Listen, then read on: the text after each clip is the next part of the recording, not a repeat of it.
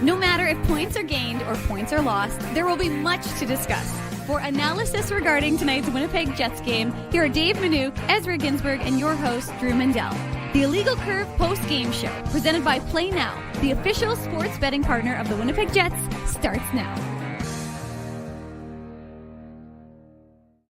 Good evening, Winnipeg. Good evening, Manitoba. And for all those joining us live this evening on our YouTube channel and all of our social media platforms, we say good evening, universe, and welcome to the Illegal Curve post-game show. Along with Dave Manouk, along with Ezra Ginsburg, on a night where you have to find reasons for the glass to be half full for the Winnipeg Jets. We'll go with the reason that it was a quick game, and this post-game show is starting about 16 minutes earlier than we expected it to. So yay us, and for all those who enjoy an earlier bedtime, yay us. Seriously, though, Drew, how many whistles were there in that third period? Like 4? Not very many. It was both teams were happy to just let that game end. I'm not complaining, by the way. Yeah, both teams were happy to let that game end as quickly as humanly possible. You saw a combination today of what happens when Connor Hellebuyck is not on his game, when the Winnipeg Jets are not on their game, and when their opponent is a desperate Vancouver Canucks team. The Canucks handily beating the Jets 6-2. But at the same time, as handily as the final score was, if Nikolai Ehlers doesn't hit the crossbar seconds before the Vancouver Canucks score the 4-2 goal, it's all of a sudden a 3-3 game, and it's a whole different narrative that we're talking about tonight. Nonetheless, he did hit the post. The Canucks took over from there on. The Jets meekly go down to defeat 6-2 at the hands of the Vancouver Canucks. Gentlemen, great to see you both. Nice to have the band back together tonight here on the Illegal Curve postgame show.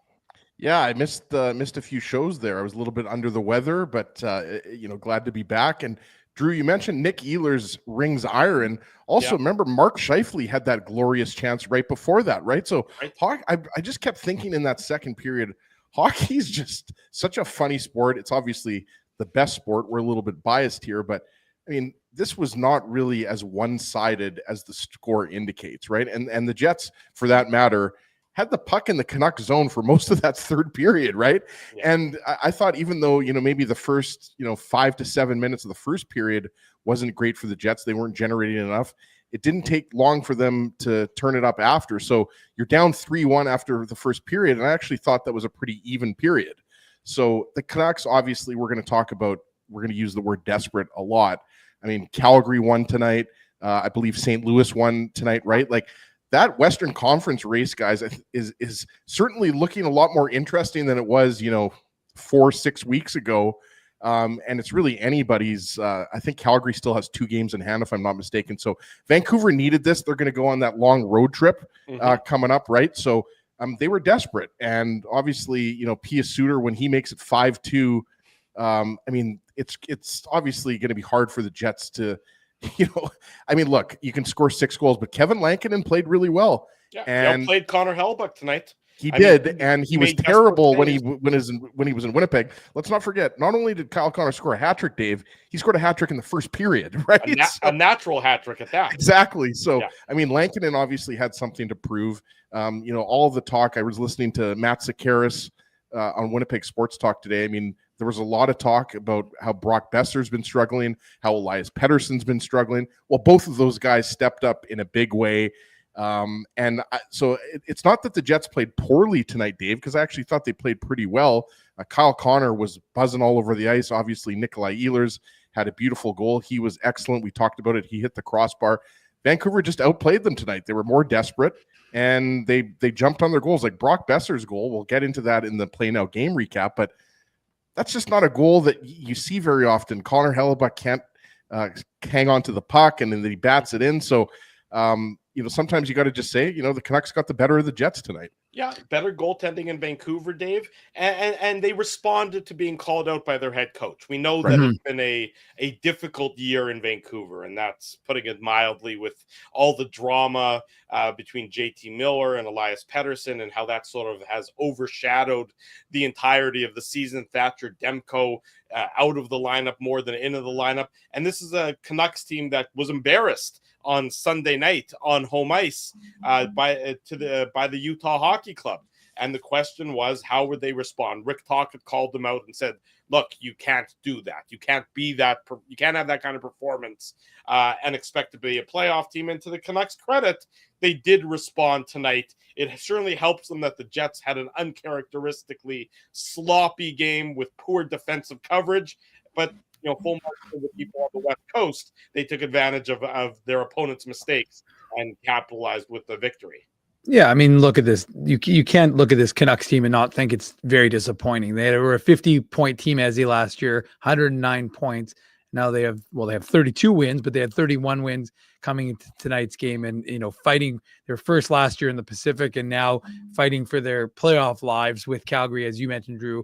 Winning tonight, and I believe St. Louis leapfrogs both of them. So Vancouver leapfrogs them back. I guess with the win, they'll leapfrog back in. But the fact of the matter is, as he said, it's a very tight race right now out west. And you have to, like you said, you're 5-5. You lost to Utah on Sunday. You're pissed off. Your coach is pissed off. And, you had a good game. Now, I will say, and I agree, this was not Connor Hellebuck's finest hour.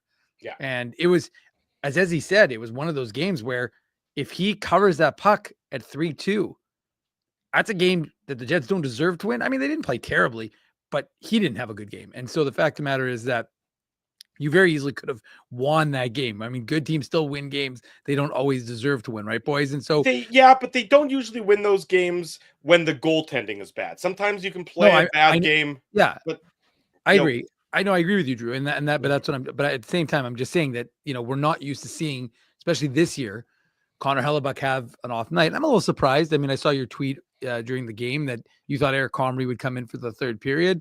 Yeah. And I thought they might. I mean, the Oilers steamrolled Utah today 7-1. So the Oilers are feeling good about themselves, who are the Jets' next opponent. And I thought they might keep, Connor Hellebuck fresh. There's no point in keeping him in the net. Jets weren't coming back from a 5-2 deficit. They chose not to. It's their prerogative. But to me, he made a mistake behind the net where he, gets caught. He makes a nice save, reactionary save to prevent a goal from being put into the net.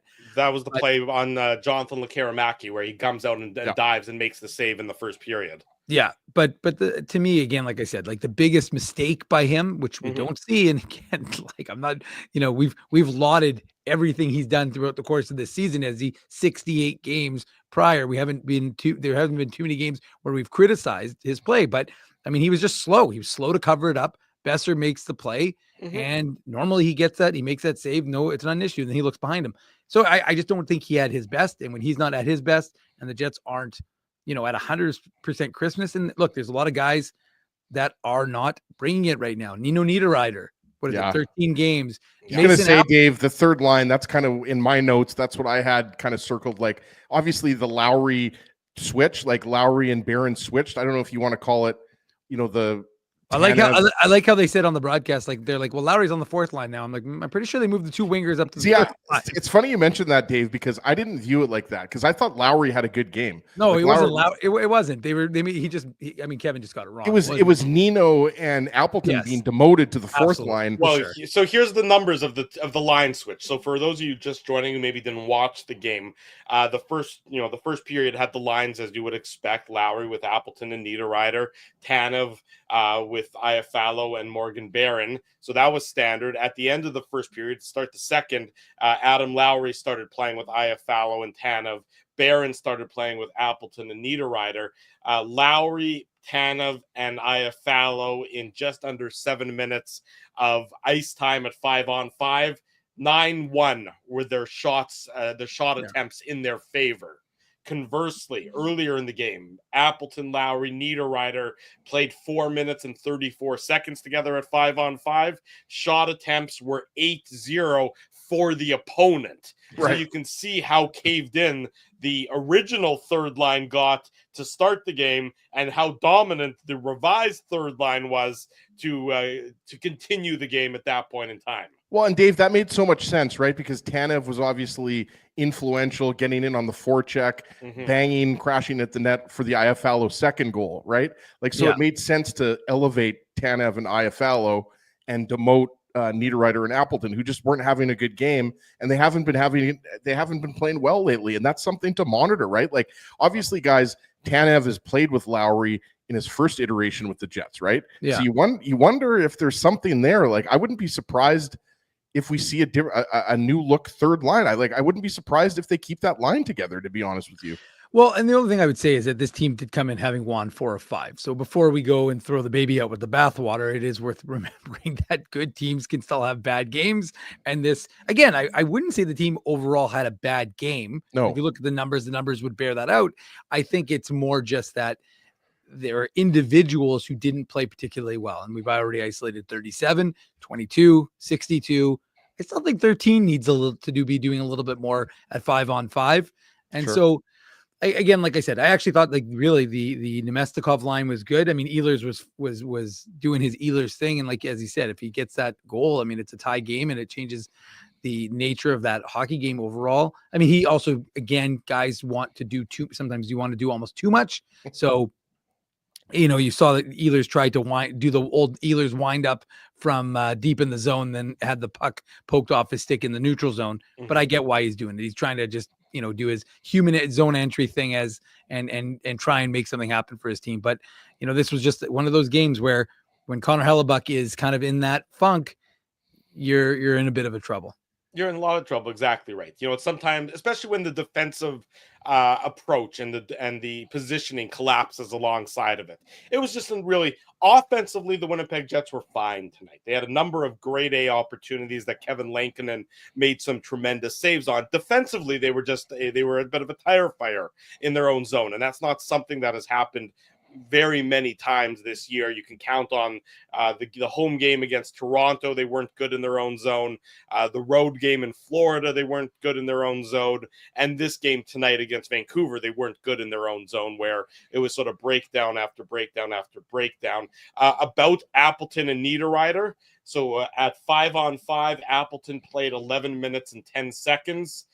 Shot attempts were 21-4. Not in his favor. So he got caved in. Nino Niederreiter played 10 minutes and 27 seconds at 5-on-5. Shot attempts were 16-3. Not in his favor.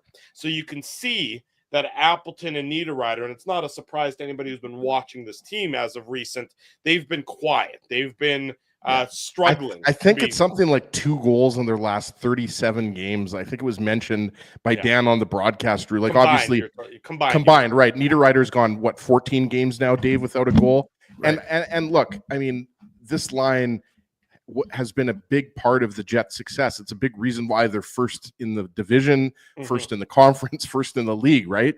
And these guys are not playing their best hockey right now. That's why all I'm saying is, like, I would be going back to what I was talking about before. I wouldn't be surprised if maybe one of those players sticks up on the third line. Maybe Appleton gets demoted and you see maybe one of Iafallo or Tanev on the third line. I'm just saying, like, it's clearly Iafallo and Tanev are playing better right now than Niederreiter and Appleton, right? That's all I'm saying. So I'm not saying that, that's going to be the permanent third line going forward and heading into the playoffs. I mean, Drew just mentioned those numbers, like, and again, we're not crapping on Mason Appleton here. We're just pointing out that he's struggling. And, you brought in Brandon Tanev to give you more offense on that fourth line, and he has. And Alex Iafallo, what's he up to, 11 goals now? Yeah. And so, bump up the guys who deserve the ice time. That's right. And the Jets have been good at that all season long. Scott Arniel has rewarded the guys who've performed, and right now Iafallo and Tanev are performing more than Niederreiter and Appleton, and maybe switching something around, giving them a little bit of a lower role in the lineup gets them going. And the truth is, it's March 18th. The Jets don't need them going at full speed right now. They need them going for the start of the playoffs in about a month. So if these are the doldrums for that line, or for Niederreiter and Appleton, and then they can start to climb their way out of it, so be it. But you certainly don't want these guys struggling to the way that they have been once playoff time comes around. which, like I said, is about a month away from now, or give or take a couple of days. Obviously, we don't know when the schedule is going to come out. Let's get into the goal-by-goal recap here on the Illegal Curve post-game show. The whole post-game show is brought to you by Play Now. The goal-by-goal recap is part of the Play Now game recap as well. The Play Now game recap. Big thanks to our friends at Play Now for their continued support of the Illegal Curve post-game show. All of our programming is, of course, brought to you by our friends at Play Now. Most importantly today, before we get into the nitty-gritty details, we have to say a big congratulations to Dave Funk. Dave Funk. I'm going to call him the Funkmeister. I was going to say, that's one of the best names ever. Funky Cole Medina, whatever his nickname may be, Dave Funk has won the 4 tickets, courtesy of our friends at Play Now, in conjunction with us here at Illegal Curve. Dave Funk is off to the Jets and the Oilers on Sunday, April the 13th, courtesy of our friends at Play Now. Hopefully, it's a funkin' big win for Dave. There you go. Hopefully the Jets will have a better performance on home ice on the 13th of April. But regardless, big congratulations to Dave. Thanks to all of you for entering the contest, the giveaway. If there's another one to come, I don't believe there will be, but if there is, if something to that effect changes, we will certainly keep you informed and give you the opportunity to also win tickets to a game, courtesy of our friends at Play Now. Drew, is there still a Funk's Toyota? I think there is. I think there is a Funk Toyota. If you're not, yes, I'm not sure that if anybody with the Funk Toyota family would like to get in touch with us, we have a lot of funky names and funky puns that we can bring to the table when it comes to an advertising possibility. So could be a relation there to the Funk Toyota dynasty. I think Funk is probably a relatively common last name, but you never know. You never know. If there is, maybe we'll find out. I'm sure he's probably regretting winning the contest as we continue to say his last name over and over and over again tonight here on the Illegal Curve post-game show. The Vancouver Canucks, they open the goal scoring tonight at the 4:55 mark. Drew O'Connor, great name, Drew. His 9th of the year, assist to Quinn Hughes. And it's like the Irish version of you, Drew. Yes, that's right. Exactly. If Drew O'Mindell just doesn't have the same ring of the roll of the tongue. It's a 3-on-2 opportunity, and it's a real nice passing play. You can see just, when Quinn Hughes is on his game, and I thought he was on his game tonight for Vancouver, how special of a player he is, how dynamic of a player he is, and how important of a player he is for the Vancouver Canucks. And he is able to gain the zone, and he sets up Drew O'Connor with the perfect one-timer. Connor Hellebuyck going from Hellebuck's right to his left. He's not quite able to get over all the way, not quite quick enough, and the shot eludes him, and it's a 1-0 lead for the Vancouver Canucks, Ezzy.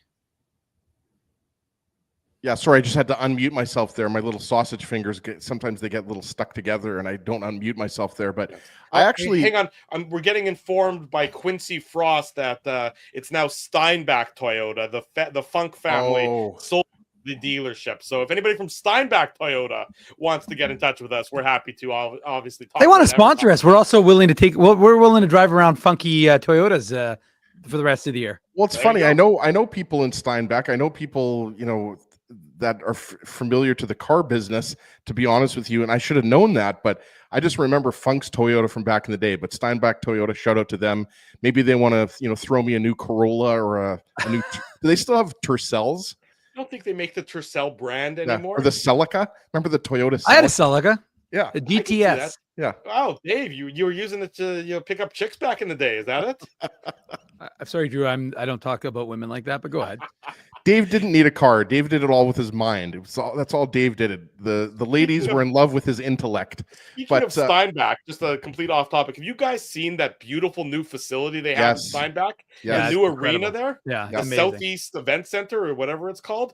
Ooh. What a beautiful looking facility that is. Yeah, it is. I think it's I should know this because it's going to be obviously a big venue for hockey with Hockey Manitoba. Where the Steinbach Pistons are going to play. Yeah, exactly. And I think it was something like a $20 million arena. Like there was a lot of money raised.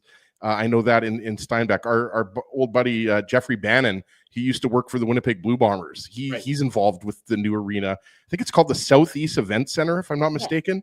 So it's great. I mean, anytime there's new facilities like that, especially in rural Manitoba, it's always a great thing. So I appreciate you getting that shout out in there for the good folks of Steinbach. It's a great town.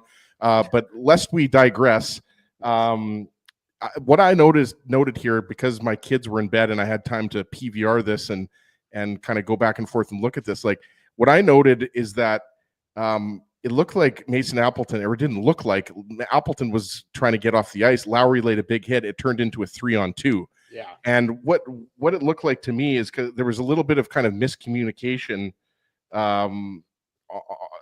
between Dylan DeMello and Adam Lowry on who to take here. And it was a nice 3-on-2 play, executed very nicely, but it was kind of like there was a little bit of this was the wrong goal I'm talking about here. It was Hayden Fleury and Colin Miller. That's, I think, that's right. Second or third goal I'm talking about here. But there was a little miscommunication. It was just a nice pass by Quinn Hughes to Drew O'Connor here. But that's kind of where it started for me, guys, was Nino Niederreiter had a good scoring chance right before that. Lowry, Niederreiter, if you remember, right in front of the net. And so Niederreiter's caught up the ice. Lowry goes for a hit at center ice. Appleton's trying to get off the ice. That's what caused the 3-on-2. And like I said, it was just a nice pass by Quinn Hughes to Drew O'Connor on the one-timer. And Hellebuck didn't have a chance on this one. Like Drew said, he's going right to left. So I didn't think there was any issue with the way Hellebuck played this. I just thought that, it was a little bit of a slow transition, and the Jets allowed the Canucks to get that 3-on-2 by just getting forwards getting caught up the ice, Dave.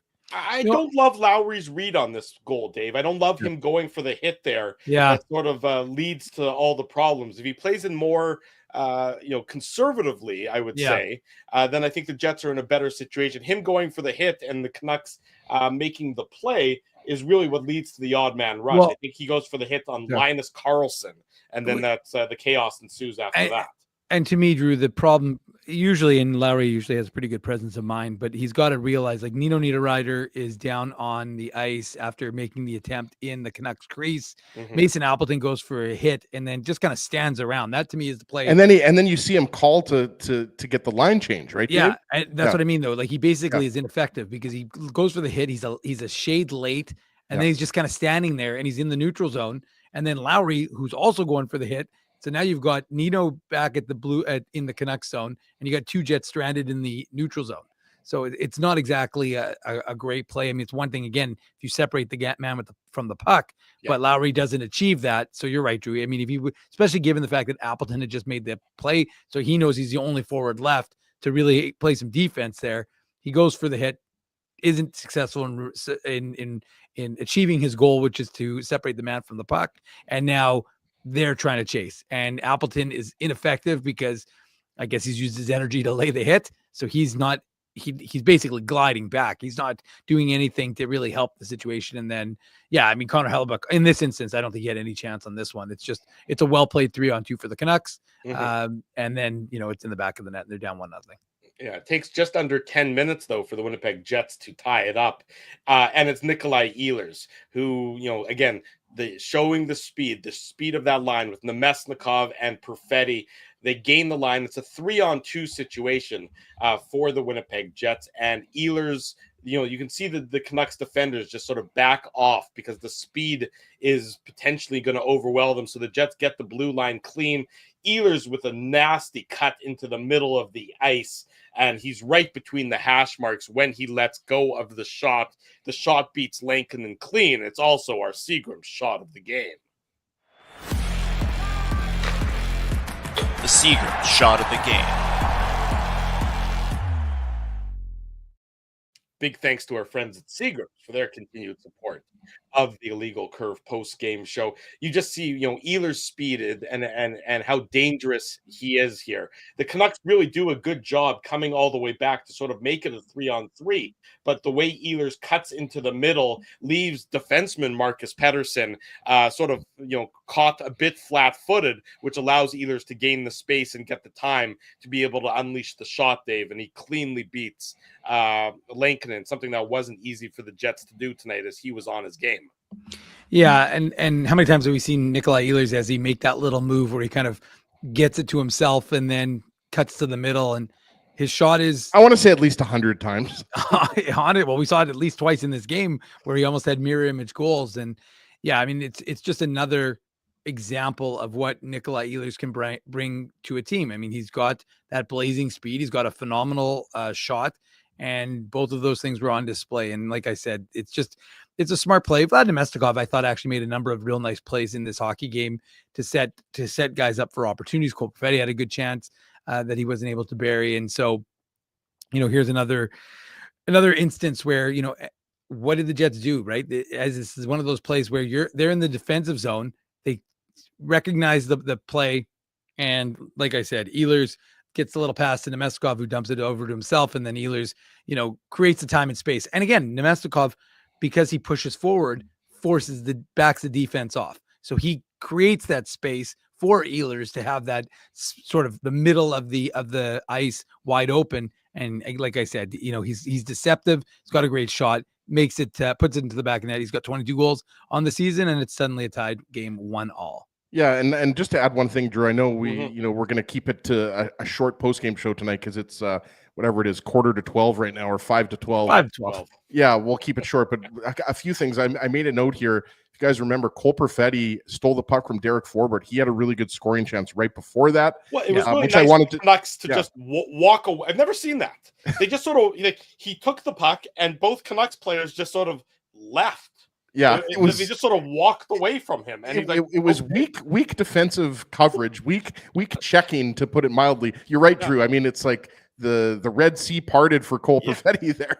But I just wanted to make a note of that. And the other thing I wanted to make a note of is just how quickly the Jets transition up the ice. Like I forget if it was Hronek. I think it was Marcus Pettersson, and who's Hronek's D partner there. And I think it was the shot was blocked in front of the net. And Dave's absolutely right. I mean, this goal is all about Nikolai Ehlers and the cutback and the nice shot and how many times he's done that over the years. But I just was so impressed. It was kind of similar in a way to the first goal, how the Canucks transitioned into a 3-on-2, right? Mm-hmm. So I just thought it was interesting that, I mean, that went from kind of like a broken play, like block shot in front of the net that didn't get through to Hellebuck, to the Jets just turning on the Jets. And that to me is the biggest difference between the Nemesnikov line over the last, 20 or so games, as opposed to the previous, what are we at? I guess 70 games. So 50 games, let's call it that. Like those types of transition plays, they're burying those now, right? Like they have the confidence that either get the puck to Hellebuck, or you're going to see a tic-tac-toe between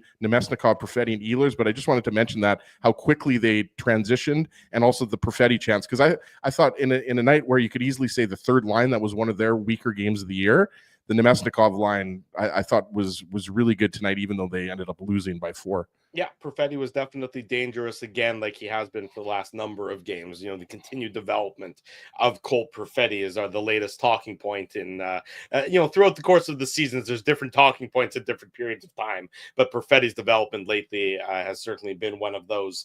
1-1 at that point until there's about 91 seconds to go, to be exact, in the first period. It's a power play goal. Brock Besser, his 19th. Quinn Hughes and Jonathan Lekaramaki get the assist. This is with Hayden Fleury in the penalty box for the Winnipeg Jets, taking a tripping penalty. Brock Besser in the high slot, and it's a real nifty tip of a very educated shot by Quinn Hughes, and it's a 2-1 lead for the Canucks late in the second period. Late in the first period. Yep. At this point in time, real nice play by Brock Besser, and again, Quinn Hughes was definitely on his game tonight for the Canucks. Yeah, I mean, there's not much more I can add, Drew. I mean, it's just a nice tip by Besser. We talked about him right off the top of the show, right? That was his first goal in 12 or 13 games. He obviously got another goal in the game. He's up to 20, but this is a guy who had 40 goals last year. And that's why, if I'm not mistaken, there's a lot of talk that he's a pending UFA, right? So there's a lot of talk about, what his future is in Vancouver, right? Kind of similar to Nick Ehlers, right? Even though Nick Ehlers is on the verge of a career season, Dave, as opposed to Brock Besser, who's not having a great year. But I mean, you forget, I remember going down to UND several times to watch Besser. He's a fantastic player. So whether or not he stays with Vancouver, someone's going to pay him, because as far as I'm concerned, he still has, 25 to 30 goal potential, but it's just a really nice tip. And watching Quinn Hughes, like, to me, it's like almost watching a mirror image. Like, to me, like, most people will say Quinn Hughes is they'd rank him higher than Josh Morrissey. Mm-hmm. I don't know how much higher you're ranking him, though. Like, to me, these are both top 10, top 5 defensemen in the league. Like, they do the same things. Maybe you give a slight edge to Quinn Hughes, but Josh, I would give Quinn Hughes a slight edge. I think he's maybe, not that Josh Morrissey is slow by any stretch of the imagination, but Quinn Hughes might be a quarter of a step, a little bit more elusive, faster, a little bit more elusive. Yeah. He's really dynamic. Morrissey's dynamic, but Quinn Hughes is real. Quinn Hughes, I don't think is that far off from Cale Makar. I really enjoyed Quinn Hughes in the Four Nations tournament.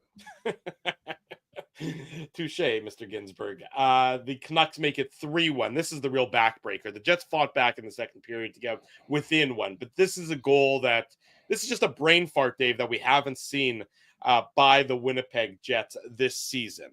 Nils Höglander gets his 6th of the year, assist to Besser and Elias Pettersson. This comes with 3 seconds on the clock. The Jets just stop playing. That's really what they do. They think the period's over because the Canucks have the puck deep in their own zone. The Canucks are just above their own defensive face-off circles when they quickly transition the puck up the ice. Nobody touches Brock Besser. He's able to gain the blue line of the Winnipeg Jets easily, takes the pass from Tyler Myers, finds Pettersson, and then Pettersson back to Besser, and then Nils Höglander is just going hard to the net because he's got nothing to lose, really, with 2 seconds to go in the period. He gets behind the defenders on this goal, the defenders being DeMello and Samberg. Again, bad all around by Niederreiter, Appleton, and Höglander beats Adam Lowry to the front of the net to make it 3-1 for the Canucks late in the first period. And Drew, like, this one's a backbreaker because, as you said, it's something that's very uncharacteristic for this Jets team. We've seen them do it to other teams throughout the course of this season. We have not seen it happen. And in fact, I don't know if it was last game or the game before, but I said this is what they're doing is what we'd seen previously happen to them, but we haven't seen this season. I'm not saying that they didn't have any late goals. I don't remember any in the last 5 to 10 seconds of a game this season. I'm not saying it hasn't happened, but I just don't recall it happening. Unlike there was more of a frequency where we saw this. It's a little more characteristic of the previous few seasons. And it's bad presence of mind. You want to call it Drew's attention to detail, but I mean, look, you've got to be aware of the time on the clock. I mean, how many times do we see guys like peeking up to see how much time is left? And the captain is partly responsible. I mean, he's kind of dipsy doodling through the neutral zone. And what I was going to say about that line overall is it's one thing if you're not scoring, which again, if you're the Winnipeg Jets, you're not reliant on that third line to score. The occasional chip in of offense is great, but you can't be allowing goals against, you can't be a negative. And that is what we're seeing with these guys of late. Again, despite the fact that the Jets are winning, right? I did mention coming into tonight's game, they had won 4 of 5 games. But at the same time, this line hasn't been playing optimally. And we saw it. We saw it again through this play. And so to me, when you see Adam Lowry, I mean, again, like I said, I don't know that I can ever recall Adam Lowry just kind of not having the presence of mind to see, okay, well, I got Höglander's going in front and he's unmolested. And, like I said, he's kind of caught puck watching. He's not aware that Höglander's behind him. It's rare that he got outworked here. I mean, but I don't. To be honest with you, Drew, I don't think he got outworked. I just don't. I think if he would have seen Höglander, he would have stopped working, Dave. I mean, fine. By letting Höglander get to the front of the net, that's sure. A sign that he thought the period was over. He stopped playing. He didn't play through the buzzer of the period. No, absolutely. And again, like I said, it's a quick strike by, like, the Canucks played like the Jets usually do. They played fast. But I'm just saying that for this third line to be, if you're going to be getting that ice time, which it treats you more like a second line than a third, then you have to be more defensively aware. And again, they have been throughout the course of the season, but on this play specifically, they weren't.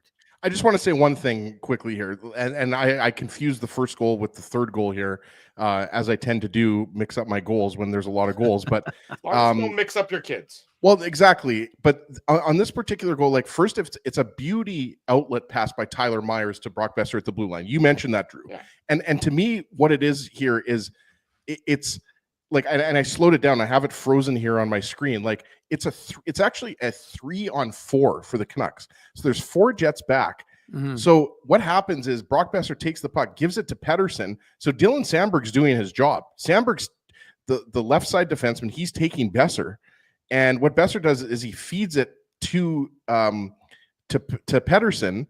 And what happens is Dylan Sandberg is the right side defenseman. Looks like, okay, I got to go over to Pettersson, but then it's like Lowry wasn't sure if he should go over to Pettersson. And what ends up happening is Höglander just goes to the net and takes the pass, right? Like, so again, whatever you want to call it, it's poor defensive coverage with 10 seconds left, like you say, Dave. Like, you have to have that situational awareness, because that was a huge goal in the game, right? Like, we always talk, you mentioned backbreaker, like big difference between being down a goal versus 2 goals going into the second intermission. And it's just, again, a goal that was easily stoppable. Like, it was a unforced error is what I would say by the Jets. Niederreiter turns the puck over in the neutral zone, and like Drew said, and it's uncharacteristic mistakes by a veteran line, right? So, like, again, we're not going to spend too much time being hard on Lowry, because Lowry's obviously not only the captain, but he's one of the most consistent Jets on a night in, night out basis.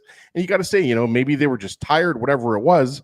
But it's a terrible mistake at a very costly time of the game. Yeah, they got sloppy. I mean, they got sloppy, whereas a Vancouver, they got sloppy. They thought, 2 seconds, they can't do anything in 2 seconds. Well, Vancouver provided them with a reminder of what can happen in 2 seconds. And I honestly, again, if these things are going to happen, it's better that they happen when you have an 11-point lead in your division on March 18th, and it reminds you of just how long 2 seconds can actually be, rather than them happening in a crucial game in the playoffs. You don't want that negative reminder to happen at that point in time. 9-point lead. Well, now it's a 9-point. I see you saying as of the 18th. And Drew, I know you want to keep going here and get into the Ehlers goal in the second period here, but I'm just watching. Or no, pardon me, the Iafallo goal. Sorry. Just as I watch these goals again, like, people are talking about Hellebuyck stunk tonight. Aside from the Besser goal, how many of these goals were bad goals on Hellebuyck? Like, that one wasn't. That was poor defensive coverage. Yeah, but it's the Besser tip goal wasn't a bad one. The Drew O'Connor one was a nice one. Like, I only think one of the 5 goals was bad. But I think as he also made he made the mistake behind the net where but then he made the crazy save, right? Yeah. Right, but I'm just saying, like, it just, again, like I said, I just don't think he had his. I don't know. I just don't think I will take no Connor Hellebuyck criticism, Dave. This is a perfect year for Connor Hellebuyck. No criticism. First time all season, the Jets have given up 3 first-period goals. That stat, I think I saw that from Christian Amell of CJOB. There you go. 3-1 for the Canucks after 20 minutes. The Jets do pull within 1 goal at the 7:07 mark of the second period. It's Alex Iafallo, his 11th of the year, assist to Brandon Tanev and Luke Schenn. And it's just a hard-working goal. Adam Lowry, Brandon Tanev, they win a puck battle behind the net. They get the puck out to Dylan Sandberg. He gets it across to Luke Schenn. Schenn just throws it on the net. And there's a lot of traffic in front of Kevin Lankinen, and Alex Iafallo is there to sort of just, as it says on NHL.com, poke shot it past the goaltender and into the net. There was a lot of different instances where there was traffic in front of Lankinen, where he made some saves on bouncing pucks and on in-tight plays. This is one that got past him. The Jets cut the lead to 3-2. Nothing pretty about it, but given the guys who are on the ice, you wouldn't expect it to be a pretty goal, just a hard-working goal where you throw something at net and you hope that you get some good bounces and some good body positioning. Yeah, and obviously the switch, paid off immediately, right? Mm-hmm. Moving Lowry, or I guess not moving Lowry, but moving Tanev and Iafallo up with Lowry. Tanev was doing what you expect out of Tanev, getting in on the forecheck, going hard to the net. Mm-hmm. And then, like you said, Luke Schenn puts the puck on net, and Iafallo does poke shot? Poke shot. There you go. It sounds like a snooker shot or something. Yeah. I think I'm going to go have a poke shot for lunch tomorrow instead of a poke bowl. I'm going to have a poke shot. Poke bowls are great with the edamame. I love it. But one thing I wanted to mention too, I'm not sure if that happened before the Jets made it 3-2. the collision, again, we're going to keep tonight's post-game show relatively short. We want to keep We're going. already at the 40-minute mark, and we still have 3 goals to go. Okay, but I think it's worth mentioning, guys. I mean, that was a very scary situation, and I'm not sure. It happened after the DeMello. You talking about the DeMello? It was after this goal. Yeah, but shortly after, right? Mm-hmm. Yeah. I'm not sure why DeMello wasn't pulled out by the concussion spotter. They were getting popcorn, is he? Yeah, it's funny, Dave, but obviously Eric Connor Harabchuk was distracting them up in the press box. Really but I mean that was scary when you watch the reverse angle of his head hitting the boards. I'm just like, obviously, I'm with you guys. Like Dylan DeMello was very slow to get up, and he didn't miss a shift. So yeah. I mean, he's obviously tough as nails, but I just was surprised. I just wanted to throw that out there that I was surprised that that DeMello wasn't pulled out by the concussion spotter. That's all. Maybe I'm alone here, but I don't think I am, because I think Mike McIntyre was tweeting about that. He's in Vancouver. He thought he was going to be pulled, Dave, but I mean, luckily he's okay. But I mean, you could see even Jake DeBrusk was really concerned for him on the ice. Yeah, I would agree with you. It's and it just goes to show you the sort of the vagaries in the concussion spotting world. And I don't want to, that Comrie got pulled for the concussion spotter in Seattle, and at the same time tonight DeMello doesn't get pulled for the concussion spotter. We talked about how close the Jets came to tying the game up with Nikolai Ehlers hitting the post, and then Mark Scheifele having a very good opportunity that Kevin Lankinen makes a save on, and then the Canucks get that back-breaking 4-2 goal. This is the one that nobody's going to like, including Connor Hellebuyck. This is, with DeMello on the ice as it happens. It's a relatively routine pardon me, DeMello was not on the ice. He was on the ice for the 5-2 goal, not the 4-2 goal. It's a relatively routine shot from Marcus Pettersson. There's nothing especially difficult about it. It's a shot that Connor Hellebuyck cleanly saves numerous times, and just for whatever reason, he isn't able to gather it clean on this one, and Brock Besser just pokes it through Connor Hellebuyck to make it 4-2 with 6 minutes and 3 seconds to go in the second period. Just again, uncharacteristic of the Winnipeg Jets goaltender. This is one that he, 999 times out of 1,000, he makes a clean save with no rebound here. Yeah, you're 100% right, Drew. You just don't see this very often. Not just from Hellebuyck. You just don't see these goals a lot in the NHL. And I don't know about you guys, but I thought that one might have been called back. Like, obviously, you didn't hear the whistle, but I thought maybe, it was just odd. Like, it looked like Connor Hellebuyck had that covered 100%. And then it was on the replay where I was like, okay, that was actually very skilled by Brock Besser to poke at it as he was covering it. So I just thought, that's all I was going to throw out there, was I just thought that was, it was strange. It was a strange goal. Like you said, you just don't see that from Hellebuyck. But again, Dave, you don't see that from you just don't see that goal a lot at the NHL level, because most goalies, that's so routine for a goalie to cover a puck up like that.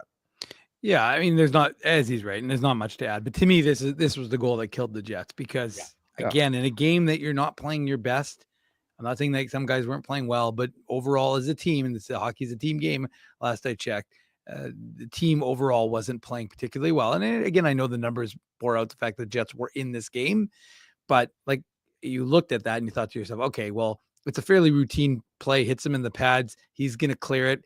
I mean, you could say Morrissey wasn't on Besser, but I think, to be honest with you, I think Morrissey has seen Connor Hellebuyck make that save and stop so many times that he really wasn't anticipating it being anything of danger. You could still say, okay, well, maybe you need to tie up the stick to ensure that it doesn't become a problem.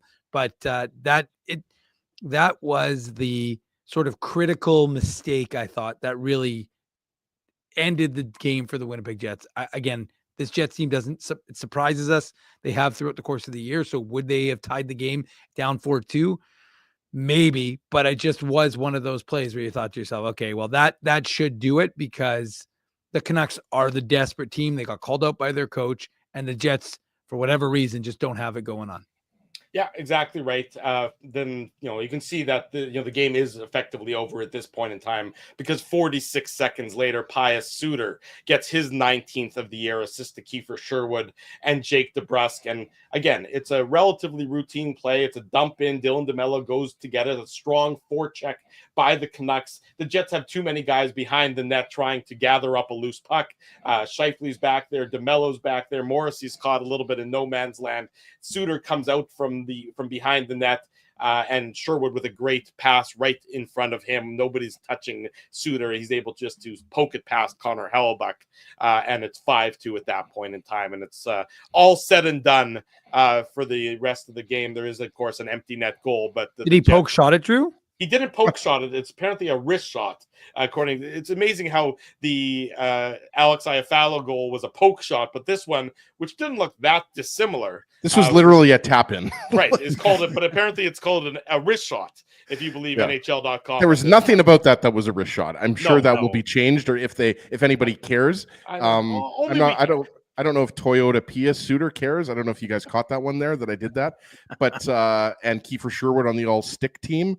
But yeah, I mean, it's again, like you said, it's Pia Suter that actually knocks DeMello off the puck. That's and like you said, there's in on the forecheck. Yeah, he's first in on the forecheck, and like it's just, the Jets are a little bit slow there, and the Canucks jump on it, and Kiefer Sherwood returns the pass to Suter, who comes out from behind the net. And again, it's just like the Jets just weren't sharp. I hate to use the attention to detail, but really, like, whether it's the Brock Besser fourth goal with Connor Hellebuck just being a little bit slow covering the puck, whether it's, the third goal that we talked about, the defensive breakdown with Adam Lowry and Dylan DeMello on that 3-on-2 goal that happened late in the first period, whatever it is, guys, like this was just an uncharacteristic game. And the good news is, boys, the Jets can have uncharacteristic games. It's March 18th and they have 98 points and they have a 9-point lead in the Central Division in the Western Conference. So the Jets are allowed to have one stinker every once in a while. Yeah, exactly right. 6-2, the empty net goal with 4 seconds to go. Pius Suter getting his 20th of the year. Very quiet 20-goal season for him, but impressive nonetheless. Bad night comes to an end for the Winnipeg Jets. Go ahead, Dave. I would just say, the other thing we should mention is Jets luckily avoid an injury to Josh Morrissey, right? He gets that shot. I mean, as he mentioned, the DeMello went into the boards. Right. Josh Morrissey blocks I think it was, what's his name? Hughes took the shot and knocked it. You could catch him in the foot or in the leg. I think it was in the foot, and he was in some pain, walked to the tunnel, and they showed that on the television, of course, and then he must have walked it off because he came back and played. And then also Mark Scheifele on the chance that, as he mentioned, where he goes tumbling into the boards and then has the one of the Canucks players fall on him. So there was like a segment where it was like DeMello's down, Morrissey's down, Scheifele gets fallen on. You're like, okay, you might lose the game, but you don't need to lose all those players. And luckily for them, it seems like everybody was fine. Yeah. But yeah, I mean, ultimately this is one of those, just leave it behind and move on to the next one. Because the next one's not going to be so easy when you play an Oilers team that's won 3 games in a row.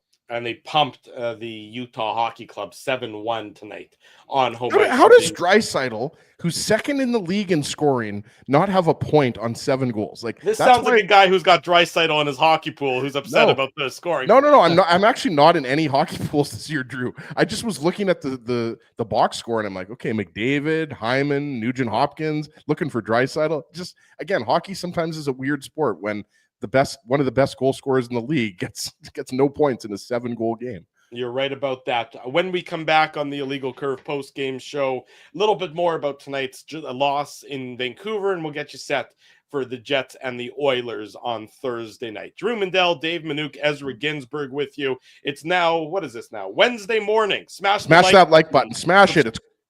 There you go. Smash it, subscribe, and turn on your notifications. We'll be back with more of the Illegal Curve post-game show.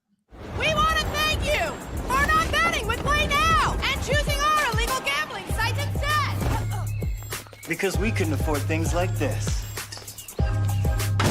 without your money. So much of your money. Now you might have questions like, do our profits benefit your community?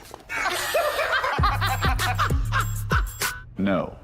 Or bet with Play Now, Manitoba's local legal and secure gambling site. Dining, entertainment, parking, and convenience, all in one spot. City Place is located in the heart of downtown Winnipeg, attached to the Canada Life Center. Whether you're working, living, or out for a night in the downtown, make City Place your go-to destination before or after the fun finds you. Lunchtime, game time, anytime, visit City Place at 333 St. Mary Avenue next to Canada Life Centre. Holt Dental, the new official dentist of Illegal Curve, has a philosophy rooted in two unyielding principles: genuinely caring about patients and providing outstanding service. Being a patient of Holt Dental means more than just checkups and treatments. It's taking the time to listen and talk to each patient so they can achieve the best long-term health, functionality, and aesthetics for their teeth, mouth, and gums. Conveniently located at Grant Park Festival on Taylor Avenue, Holt Dental is dentistry of the highest quality in a comfortable and relaxed environment. For more information, visit holtdental.ca. Oh, and there's plenty of free parking at the front door, too. Celebrating its 40th year as Winnipeg's home for stand-up comedy, Rumors Restaurant and Comedy Club has recently been named Canada's top comedy club and a top 5 comedy club in North America. From birthday parties to date nights to fundraisers and everything in between, Rumors is your destination for the best and most affordable live entertainment Winnipeg has to offer. For more information on upcoming shows, Rumors' incredible promotions, and to purchase tickets, visit rumorscomedyclub.com. At Boston Pizza, a fast lunch doesn't have to mean fast food. Now you can get a $15 lunch served in just 20 minutes, including your choice of a main, side, and drink. That's right, lunch for $15 at your local Boston Pizza.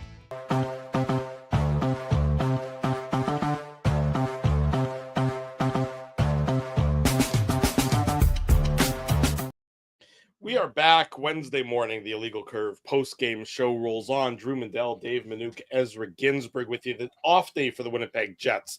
They're traveling to Edmonton, so there will be no media availability tomorrow, I guess tonight, depending on what time they all get to Edmonton, but they'll get set for what should be a much better performance you would expect and a good entertaining contest between the Jets and the Edmonton Oilers up on Thursday night. Post-game right around 10:45 or so. So you can mark that in your calendar on Thursday night, the post-game show between the Jets and the Edmonton Oilers. Best way to make sure that you don't miss a minute is to subscribe to the channel and turn your notifications on. Ring the bell, as we like to say. That way you get informed each and every time we go live here on the Illegal Curve YouTube channel. With the loss tonight, the Dallas Stars move within 9 points of the Winnipeg Jets. The Stars still with those 2 games in hand. They had to come from behind victory over the Anaheim Ducks. The surprising part is that they were ever behind the Anaheim Ducks in the first place, but they were, and they ended up winning. Let's not forget, Drew, the Ducks beat the Jets twice this year. I know. You know what I'm saying. And the Capitals won, so the Jets are now tied with 98 points. There you go. Yes, the Capitals beat the Detroit Red Wings. So, yes, 721 points percentage for the Washington Capitals and a 710 points percentage for the Winnipeg Jets, as the Jets have played that extra game over the Washington Capitals. So there's your quick look at the out-of-town scoreboard. But for those who have been paying attention, and even though I wasn't on Saturday's show, being the loyal guy that I am, I still watched, and Dave mentioned he actually wants the Jets to finish second because of the historic significance of winning the President's Trophy, right, Dave? I was listening, right? You said, what's it been, 7 times that a Stanley Cup winner has won the President's Trophy in the last 37 years, something like that? Eight times, right? Yeah. So, I mean, you want to win the West. You want to win the West. As far as I'm concerned, the President's Trophy is useless. I mean, that's just me. I know the Jets have never won the all I'm saying is, at the very least, you want to get first in the West. Well, winning the President's Trophy is nice, but it doesn't traditionally. Winning the President's Trophy doesn't necessarily translate into playoff success. Well, the only thing I'll say is that, again, 8 times in the last 37 years, the President's Trophy winner has gone on to win the Stanley Cup 8 times, which is the most of any other position of the 16. Yeah. Second most interestingly is fourth. Right. I think they've won 6 times, and then second, seventh, and eighth for whatever reason have won 4 times. So look, banners fly forever. And if you win the President's Trophy, it's an incredible accomplishment of what you've done for 82 games. So I will disagree with you on that one, Mr. Ginsburg. The Jets are going to win the West. I mean, let's be honest. Wow. I'm with Drew. 9 point. Does Dallas have 1 game in hand or 2? 2 games in hand. They have 2. I still don't think 9 points is too much to make up. The Jets would have to collapse. The Jets would have to go, 500 at best. Exactly. And Dallas would have to play at 12-2 or something in their last 14 games, 15 games. Why the game on Friday was so huge, right? It was a 4-point swing game. That's why the Jets won the clean 2 points. Exactly. And I'm with Drew. I mean, look, is there a chance that Dallas could catch the Jets? Yes, but we talk about this all the time, guys. There's only 12 games left or 13 games left in the season, right? Like to make up 9 points, even if you have 2 games in hand, is going to be very difficult. So, I mean, it could happen, but unlikely, I would say. 92.5% possibility that the Jets are going to finish first in there. Numbers don't lie, Drew. Yeah, never have, never will. They've never gotten anything wrong. That's right. Never. That's it for us here on tonight's. Wait, you don't want to talk about Marcus Lopinen's goal and assist for the Victoria Royals? I don't. I'm going to go to bed. In fact, I'll let you talk about that in your private. You can start your own YouTube channel, or you can start my your own. show. So I'm sorry. Is this your YouTube channel, Drew? Is that what you're telling me? But when interesting, Ezzy. I didn't know we were here at Drew's behest. Well, the thing is, there's no I in team, but there is an I in Mindell, right? Yeah, I'm right. There is, and this Mindell needs his beauty sleep. All right. Well, we'll just say Victoria Royals. 2024 5th rounder Marcus Lopinen, goal and assist. We should have an automatic self-destruct button every time Dave says the word Lopinen. He just blows up or something, and his screen just blows up. I think Dave's just giving it to me because it was at the beginning of the year. It was Kevin He mania, and then it switched to Kieran Walton mania, and now it's Marcus Lopinen mania. Yeah, it's a lot of manias. The mania. I think the mania is the right part. Been maniacal. I think that's the root of that. Big thank you to everybody for joining us at this late night edition of the Illegal Curve post-game show. Appreciate all your support, and a big thank you to all the sponsors of Illegal Curve who make the post-game show, the Saturday show, and the website a possibility. Our friends at Rumors Restaurant and Comedy Club, Play Now, Holt Dental, Boston Pizza, City Place, and Seagram's. Support these fine businesses because of their continued support of Illegal Curve Hockey. We'll be back on Thursday night for the Jets and the Edmonton Oilers post-game right around 10:40 p.m. Until then, illegalcurve.com is your destination for all your latest Winnipeg Jets news, audio, video, everything under the sun related to hockey in Manitoba. For Dave Minuk in the top right, for Ezra Ginsburg in the bottom middle, I'm your host, Drew Mindell. Dave has changed his background and freaking me out by doing so. Thanks, everyone, for joining us. Smash the like button on your way out. Subscribe to the channel. And, of course, turn on your notifications. Until Thursday night, we wish you good night and good luck. And thanks for watching the Illegal Curve post-game show.